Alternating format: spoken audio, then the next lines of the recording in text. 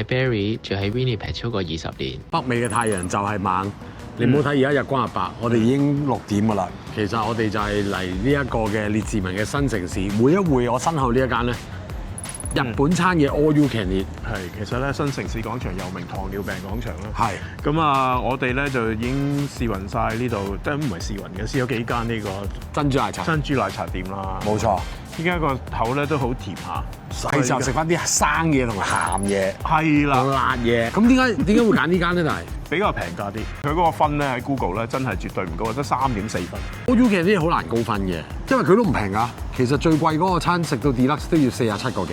其實咧佢都有分幾隻㗎嘛。係，有隻最平都係20零蚊。20零蚊，因為佢有 menu 寫出嚟嘅。係。咁啊有20零蚊、30零蚊、40幾蚊。30零蚊嗰個已經去到40㗎啦，其實。跟住你係俾多幾蚊就已經 upgrade 到上 Deluxe， 40幾蚊再加埋再加稅。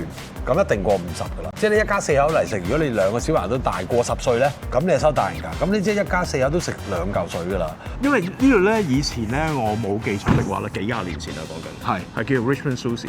即係如果大家觀眾咧即係記得的話咧，話翻俾我聽，因為我記得我係嚟過呢度食嘅，都係 All You Can Eat嘅，有焗蠔啊嗰啲咁樣嘅。冇嚟啦，而家都有㗎。係依家都有，咁我睇下會唔會係換湯唔換藥，直接嚟試下。好。